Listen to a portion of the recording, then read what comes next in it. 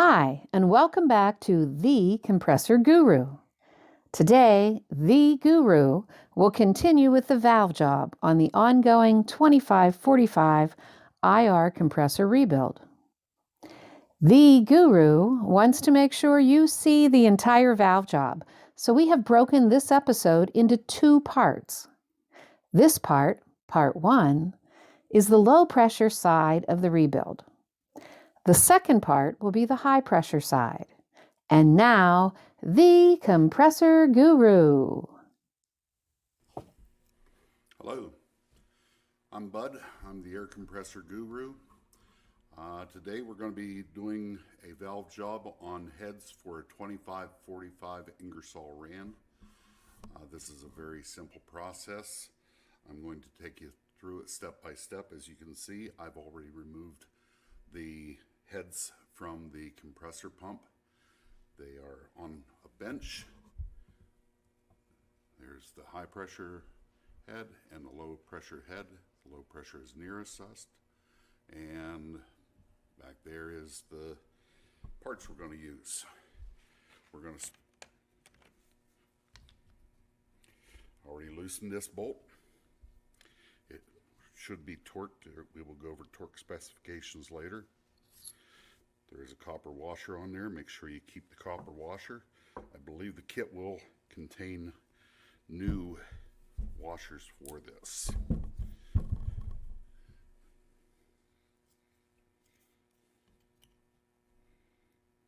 I would not do this with a good knife. There we are apart. This is the bottom. We will clean all this gasket off. We will change these plates, both sides. This compressor was pumping when it came out, so I don't expect to find anything unusual or bad about it. So while this is here, I'll just take and clean that up now. I'll be back.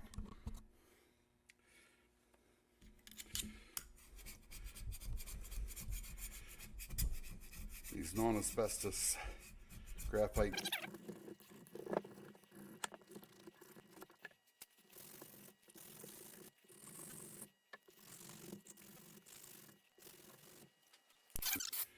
I do not use any kind of fuel or gasoline. Graphite diffused gaskets. They are too easy to damage. They are very specific to having to be torqued to the right torque. We don't want to change those gaskets in any way. And before all you safety freaks go off on me about not using rubber grout.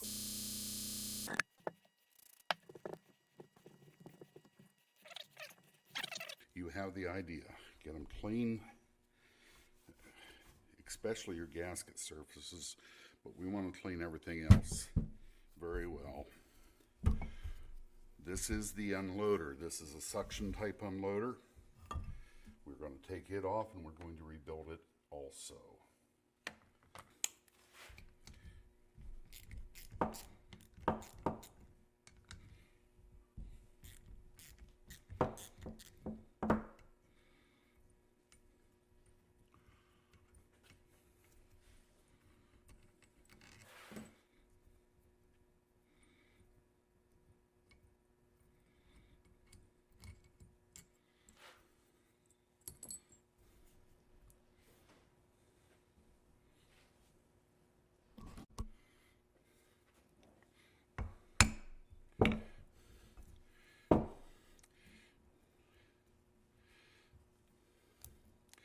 That came off nicely. Okay, in here we have a plunger. Very simple little cup and O-ring to replace, and we will clean that out, as that is disgusting. With the low pressure head, this is a 2545 like I said before. Take the gasket off and throw it in the garbage, which is the floor here.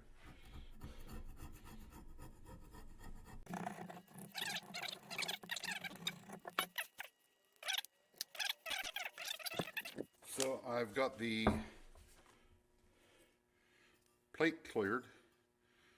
I'm going to take the valves off here in a minute, but we're going to open up. I've wipe this off. This is your suction unloader. And I'm going to open up the parts kit in front of the camera.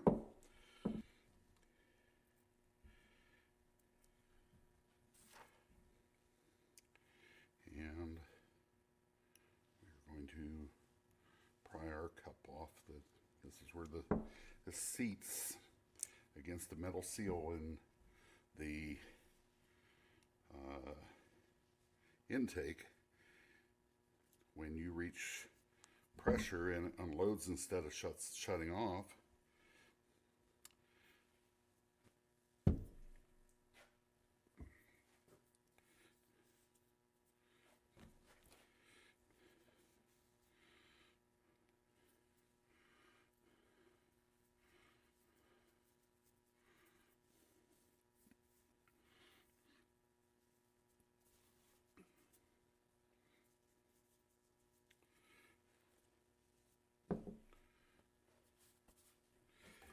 and this goes either way.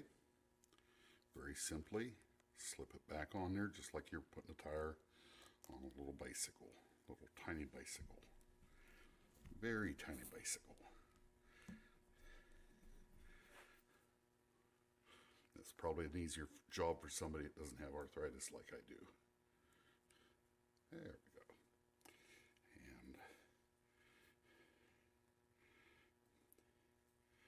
And that will work in.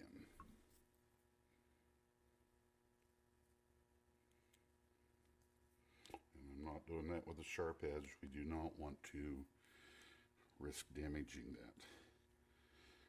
If this is damaged, what will happen when the aux valve, the pilot, the governor, whatever you want to call it, depending what brand compressor you deal with, they're all the same thing, but they all have their own names for them. And then put the O-ring back on. Tells this to slide in and cup against this to stop the air from coming in. If it does that, and this is nicked, it will slide in, but the air will continue to bypass this, and it will build pressure even when it's being told to unload. That is done. I'm going to set that over here in the box with other new parts, and we're going to continue on with the valve job. That needs to go to be cleaned. Okay, we're back to our low pressure valve plate, and we are going to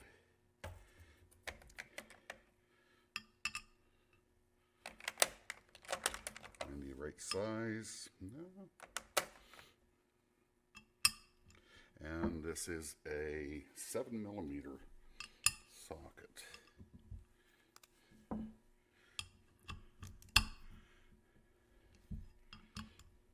Now,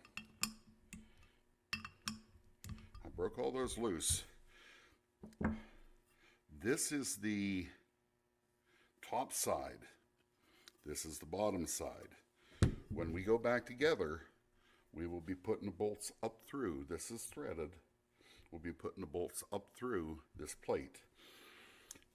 On occasion, these nuts will come off. Rare occasion, but that does happen.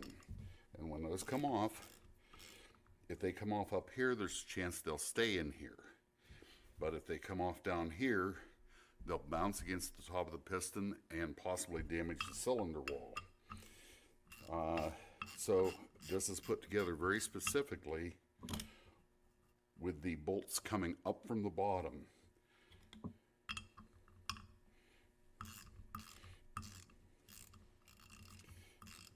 This is the discharge side. The discharge side always flaps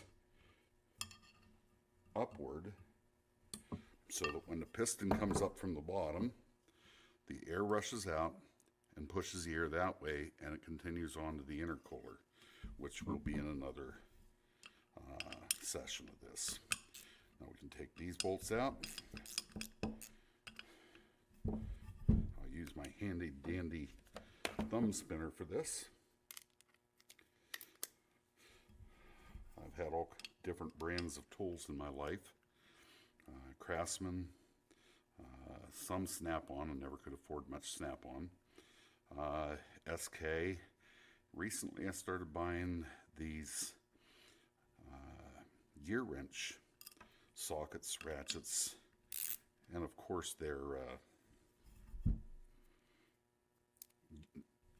trademark gear wrench ratchet box ends, and I very much like them. They come in a very nice box. You can buy complete sets. Comes with a couple extensions. This one is metric and standard with deep and shallow, and this is a 1/4-inch drive set. Okay, those are out. Let's flip it over and take our plate off. Now we're going to watch what all's here.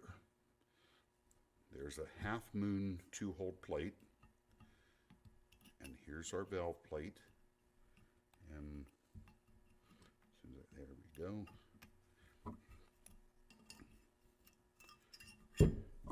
There's our valve plate, and we have no spacer on this one. The 2340, the 2475, the 2545s all have the same valve setup with a few idiosyncrasies from one to the other. Some of them have a spacer plate. Some have extra fingers that add pressure to the valve plate. But this is a part, and I'm going to take a little bit of time off camera and clean this very well. Before I do that, I'll clean both sides. I'm going to take the other side off now. And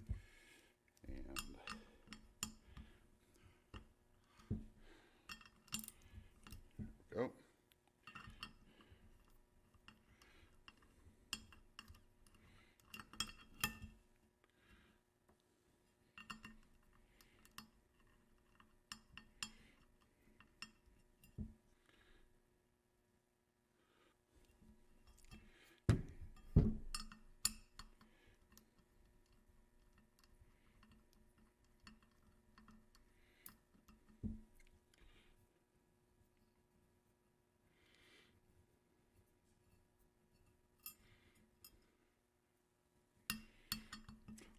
By the way, I am keeping the bolts separate in case there's any length differences in them. I don't believe there's length difference in this particular plate, but some of them may have a length difference. And as you can see, this is the exhaust side, that's the intake side. So I'm keeping those separate so I don't lose track of those. We here have another half moon plate. We have a brass spacer on top. I'm going to lay that on top of the half moon plate so I don't lose track of it. And that's all we have on that. So those are set apart so that I know where they go. Okay, I'm going to clean up off camera, and I'll be back and we'll do some assembly on this one.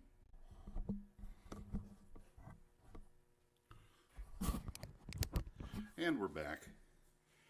Our plate is clean. We are going to put our screws up through the bottom, and we are going to put a little bit of thread sealer on them to try to keep them from ever coming loose. And the new nuts are a lock nut. They have a lock washer on them.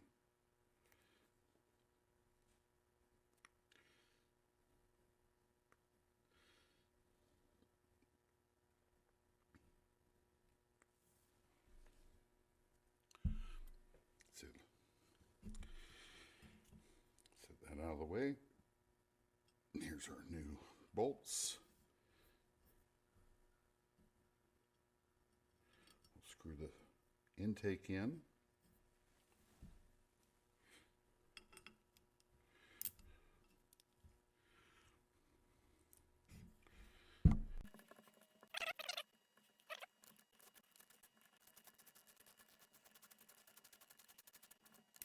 of course, you have to use your head. These are tiny bolts, and we do not want to strip the thread. Now, there is a brass spacer underneath the half moon.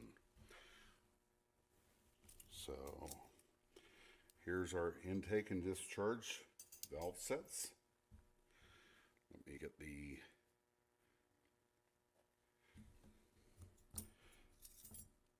half moon spacers that go with them.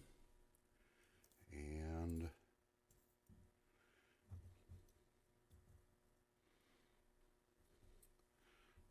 we have a slightly different spacer to hold down on those. Okay. I gotta look at something. I'll be back. Okay, we're back. So after looking at the diagram, the parts diagram that came with it, this kit does have all the necessary parts, but is slightly different than the OEM kit. So for our intake valves, which is the bottom side, they go like that. This goes like that. And then we run our two small bolts down in. I did find the torque spec on this. And for all the perfectionists out there, I've been doing this for 41 years. I am not going to torque these. But the torque for those are 27 inch-pounds. And on the high plate, it is 9 inch-pounds. So, of course, this is not much torque, so like I said before, don't get carried away. Okay, those are wound in.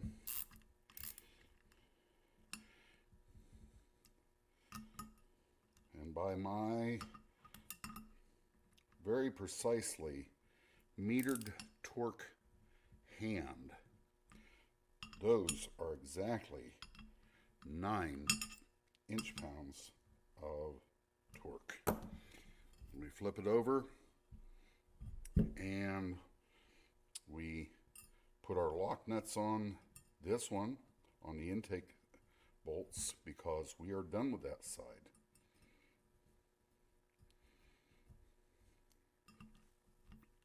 And once again, we'll go to exactly 9 inch-pounds.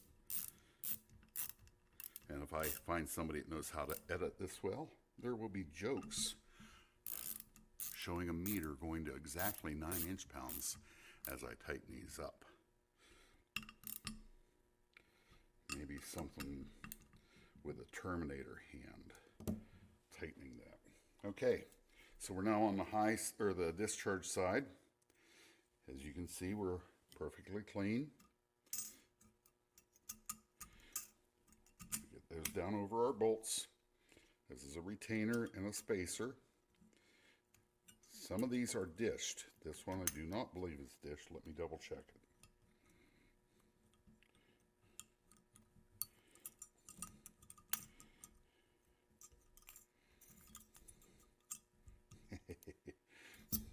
No, this is flat.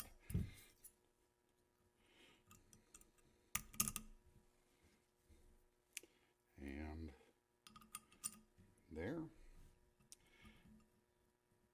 And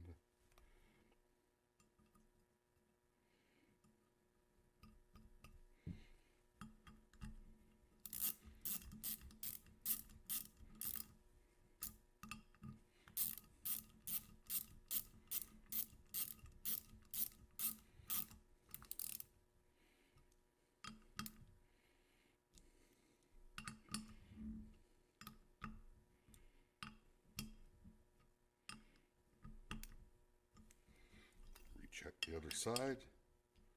Good. Got a little bit on that one, so we're going to recheck this one. And there your finger valves are installed. And got some Loctite on it, wiped it off. I'm going to set this off to the side. We will reassemble this head later. I am going to pop the high pressure side apart now, and we're going to grab the low pressure.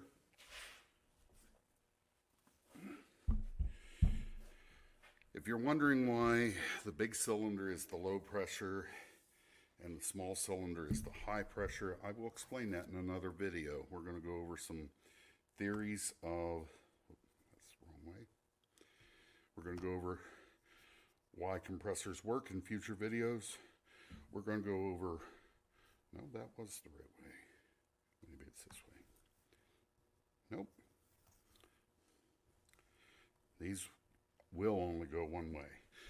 That will be a future episode. Okay, just like before, we're going to line everything up.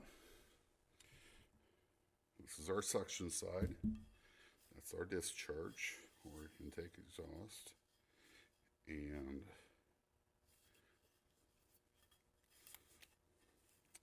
that is the way it should go. This one's a little easier to line up because we can see the hole come through. That's a blind hole in the other one because of, well, just because of the way it's built.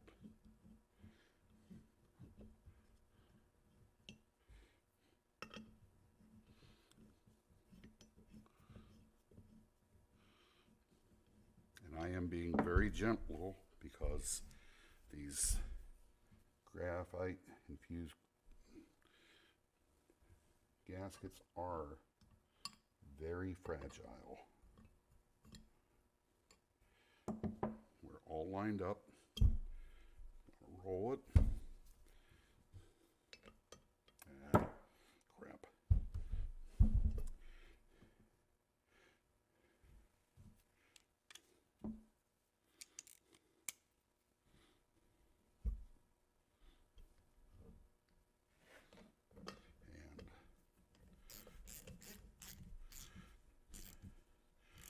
That will be torqued to 75 foot-pound when we are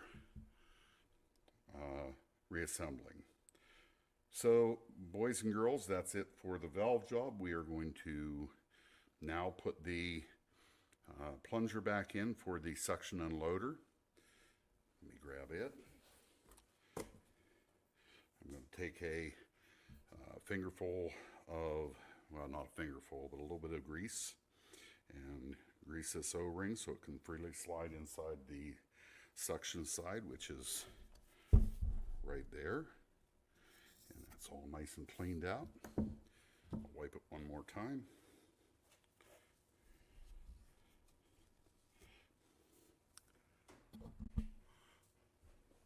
So this machine will be sitting for a while, but that's not the only reason we're using grease. The last thing we want to do is put oil in here on this O-ring and have a drip down and get on that expensive, fragile gasket. And we need to bump that down in.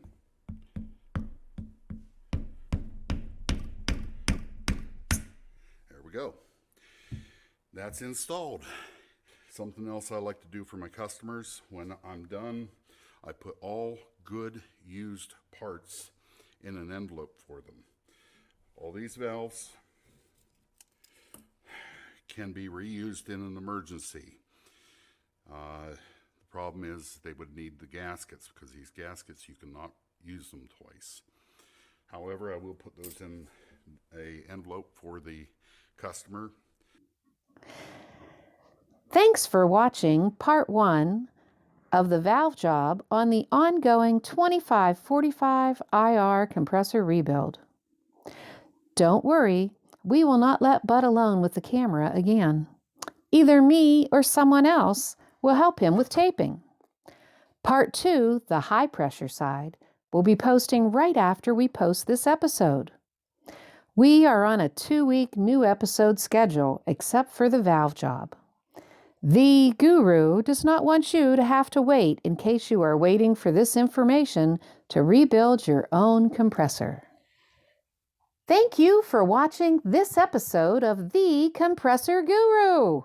Please hit like and subscribe and use the notify bell so you will know when the next new episode is released from The Compressor Guru. God bless you and have a great day.